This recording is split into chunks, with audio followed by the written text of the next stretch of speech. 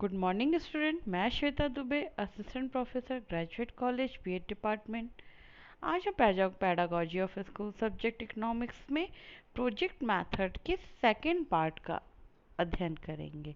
इसके पहले के वीडियो में मैंने उस प्रोजेक्ट मेथड का अर्थ और उसके स्टेप्स के बारे में बताया था। उसी कंटिन्यूटी में इसे हम आगे पढ़ते हैं। अर्थशास्त्र शिक्षण में निम्नलिखित प्रकार की योजनाओं का चयन किया जाता है। पोस्टर और चार्ट बनाना, मानचित्र बनाना, स्टेप बुक तैयार करना, नोटबुक बनाना, प्रातःकालीन प्रार्थना सभा के लिए प्रोग्राम बनाना, वर्तमान आर्थिक समस्याओं के स्पष्टीकरण के लिए जो प्रातःकालीन सभा होगी उसके विषय होंगे, जो आर्थिक समस्याएं हैं उसके बारे में, अर्थशास्त्र कक्ष की देखरेख करना, अर्थशास्त्र क्लब, सहकारी स्टोर चलाना, संचयिका स्कीम चलाना, एंजल के नियम की सत्यता को देखना। एंजल के नियम के बारे में आप जानते हैं कि इसमें यह बताया गया है कि जो आय की वृद्धि के साथ भोजन पर होने वाला व्यय जो है उसका अनुपात में कमी आती जाती है। इस तरह के बहुत सारे अर्थशास्त्र के नियम हैं, उसके बारे में बताना, उसकी सत्यता के बारे में बताना, कीमतों में उतार चढ़ाव का विभिन्न वर्गों पर प्रभाव को देखना, सर्वेक्षण करना, जनसंख्या के पहलुओं को जानने के लिए, बेरोजगारी की दशा जानने के लिए, बहुत सारे इस तरह के विषय हैं जिन पे हम योजना विधि के द्वारा का चयन कर योजना विधि का हम इस विषय के बारे में पूर्ण जानकारी प्राप्त कर सकते हैं। एक बड़े पैमाने और एक छोटे पैमाने के उद्योग, एक बड़े और एक छोटे कार्य एवं थोक और एक फुटकर बाजार के विभिन्न पहलुओं की तुलना करना, पोस्ट ऑफिस एवं बैंकों की कार्यप्रणाली देखना आदि। इस तरह के बहुत सारे और भी टॉपिक्स हैं जिनका अध्ययन हम इस विधि के माध्यम से करते हैं। अर्थशास्त्र की एक योजना की रूपरेखा, outline of project in economics. कहा जाता है इकोनॉमिक्स मैथड पढ़ाने की अच्छी विधि कौन सी है, तो उसमें यह विधि बहुत इम्पॉर्टेंट है, योजना विधि जिसे कहते हैं। एक हमने रूपरेखा बनाई है जिस आपको समझाने का प्रयास करते हैं। योजना का नाम, आर्थिक तथ्यों एवं आंकड़ों का संकलन करना, collection of data, economic data. 11th class का टॉपिक है योजना की महत्वता एवं आवश्यकता। भारतीय अर्थव्यवस्था में बराबर परिवर्तन हो रहे हैं, इसलिए इसके विभिन्न पहलुओं को स्पष्ट करने में यह आवश्यक हो जाता है कि विद्यार्थियों को आर्थिक समस्याओं और प्रवृत्तियों के बारे में नवीनतम ज्ञान प्रदान किया जाए। पाठ्यपुस्तक से नवीनतम ज्ञान प्राप्त नहीं हो पाता है, इन्हें विभिन्न अखबार, पत्रिकाओं आदि से प्राप्त किया जा सकता है। योजना विधि के क्या उद्देश्य हैं? विद्यार्थियों को अगर देखा जाए कि नज़र से तो इसके क्या क्या उद्देश्य होंगे? आर्थिक तथ्यों को वर्गीकृत करना करता है या करती है यह विधि, उनकी तुलना करती है एवं उनमें संबंध भी स्थापित करती है। महत्वपूर्ण बातों का पता भी चलता है। इस जो टॉपिक हमने लिया है उसके बारे में हम मतलब विद्यार्थियों का क्या उद्देश्य रहेगा, क्या प्राप्त करना चाहेंगे इस विषय के मतलब के बारे में जब योजना विधि में वो कार्य करेंगे, किन उद्देश्यों की प्राप्ति के लिए करेंगे। आर्थिक तथ्यों की व्याख्या करना, समझता है कि समस्या क्या है वह और वैकल्पिक उसके हल के बारे में जान पता लगाना, निष्कर्ष निकालना एवं जनरलाइजेशन सामान्यीकरण करता। दिए हुए आंकड़ों से तालिका, रेखाचित्र एवं ग्राफ बनाता है छात्र। खाली समय में आर्थिक समस्याओं के बारे में विभिन्न स्रोतों से सामग्री प्राप्त करने का प्रयत्न भी करता है। विद्यार्थी समस्या से संबंधित राय कायम करने में वस्तुनिष्ठ दृष्टिकोण अपनाता है। सामाजिक क्रियाओं में भाग लेता है, श्रम विभाजन के सिद्धांत पर काम करता है और अपना उत्तरदायित्व निभाता है। योजना विधि से संबंधित क्रियाएं। सबसे पहले नोटबुक बनाना। इस नोटबुक में भारतीय अर्थव्यवस्था के विभिन्न पहलुओं के बारे में एकत्रित किए गए आंकड़ों और प्रवृत्तियों को नोट कर लेंगे। नोटबुक में सुविधा के लिए भारतीय अर्थव्यवस्था के निम्नलिखित पहलुओं के अलग-अलग भाग होंगे, जैसे भारतीय अर्थव्यवस्था की संरचना, कृषि, उद्योग, व्यापार एवं यातायात, मुद्रा एवं बैंकिंग, राजस्व, आयोजन। सेकंड है स्क्रैप बुक।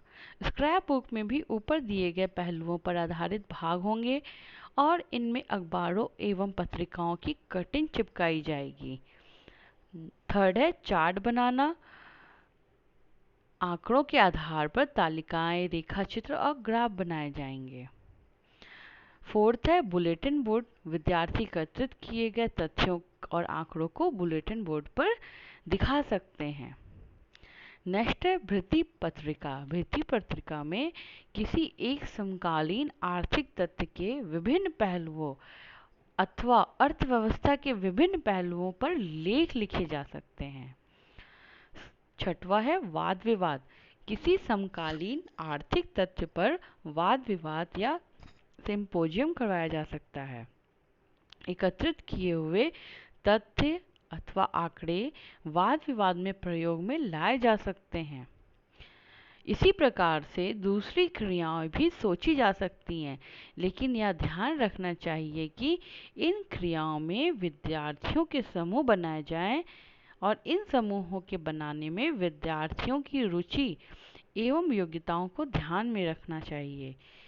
इन क्रियाओं में प्रत्येक के लिए एक एक योजना भी हो सकती है।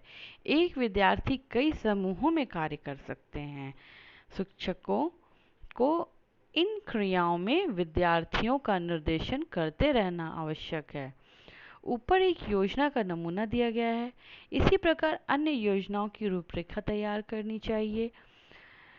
जैसे कक्षा 9-10 के लिए जिस प्रयोगात्मक कार्य का विवरण दिया गया है, उनकी रूपरेखा में इन बिंदुओं पर ध्यान दिया जाना चाहिए। योजना की आवश्यकता, उसकी कार्यप्रणाली, मतलब इस टॉपिक को लेने के पीछे क्यों आपको लगा कि यह टॉपिक बहुत इम्पोर्टेंट है। प्रॉब्लम ऑफ स्टेटमेंट जिसे कहा जाता है। नेक्स्ट उद्देश्य। उद्देश्य निर्धारित करना कि जो भी टॉपिक हम ले रहे हैं उससे हमें किस तरह के उद्देश्यों की प्राप्ति होगी। थर्ड है कार्यप्रणाली न्यायाधीश, मतलब कि हम जिस टॉपिक को हमने चुना है उसके लिए पॉपुलेशन में से जो सैंपल लेंगे, पूरा पॉपुलेशन पूरा तो हम अध्ययन नहीं कर सकते हैं, तो एक हम छोटे रूप में उसका अध्ययन करेंगे। छोटा सैंपल लेंगे, कुछ एक एरिया को लेंगे, कौन से टूल्स का यूज़ करेंगे, डाटा कलेक्शन करना, फिर उसका विश्लेषण करना, फिर अंत में निष्कर्ष पर पहुंचा जाता है। योजना विधि के गुण। योजना विधि में विद्यार्थी स्वाभाविक एवं वास्तविक परिस्थिति में रहकर ज्ञान एवं कौशल प्राप्त करते हैं, जिससे कि विद्यालय का कार्य उसके लिए उद्देश्यपूर्ण हो जाता है। सेकंड, इस विधि द्वारा शिक्षण प्रभावपूर्ण हो जाता है। विद्यार्थी अपने व्यक्तिगत क्षमताओं के अनुसार शिक्षा प्राप्त करते हैं। यह विधि सीखने के नियमों, तत्परता, अभ्यास, प्रभाव पर आधारित है। थर्ड, इस विधि द्वारा प्राप्त ज्ञान एवं कौशल अधिक स्थायी होते हैं। फोर्थ, इस विधि द्वारा विद्यार्थियों में चिंतन, तर्क और निर्णय करने की शक्ति का विकास होता है। फिफ्थ, यह विधि प्रजातांत्रिक भावना को विकसित करती है, क्योंकि इसमें विद्यार्थियों को योजना बनाने का अवसर दिया जाता है और वह शैक्षिक क्रियाओं को शिक्षक और दूसरे विद्यार्थियों के सहयोग से पूरा करते हैं। सिक्स्थ, इस विधि में कार्य को विभिन्न समूहों में बांट दिया जाता है।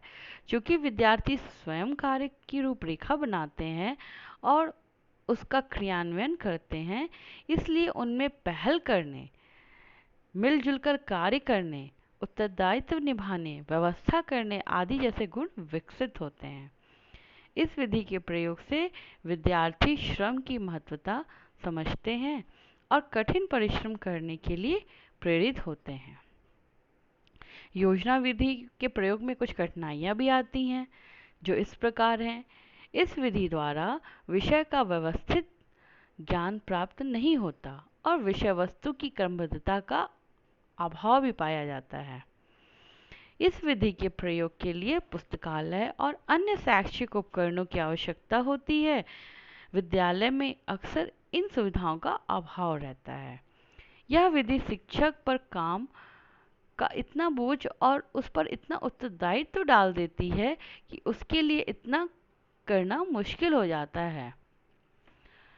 योजना विधि पर आधारित पुस्तकें एवं साहित्य उपलब्ध नहीं है। बिना इस प्रकार के साधनों के प्रत्येक अध्यापक इस विधि का प्रयोग करने में असमर्थ रहते हैं। फिफ्थ, इस विधि में समय बहुत चाहिए, जिसका समय तालिका में प्रावधान करना बहुत कठिन है। मतलब जो कॉलेज स्कूल का टाइम टेबल है, ड्यूरेशन है, उसमें इसे एडजस्ट करने में परेशानी आती है। इस विधि में विद्यार्थियों पर बड़ा उत्तरदायित्व आ जाता है, जबकि वे इतने परिपक्व नहीं होते हैं। इस तरह हमने योजना विधि के बारे में अध्ययन किया। आप फर्स्ट पार्ट देखिएगा और सेकंड पार्ट, तब यह विधि आपको पूर्ण रूप से समझ में आएगी और आप जब कक्षा में पढ़ाने जाएंगे तब इस विधि का प्रयोग इकोनॉमिक्स पढ़ाते समय 9-10 की जब कक्षाएं 11-12 में आप जाएंगे स्कूल्स में, तब प्रयोग कर कुछ टॉपिक्स जरूर सेलेक्ट करिए और स्टूडेंट को इस विधि के द्वारा करने के लिए प्रेरित करिए। धन्यवाद।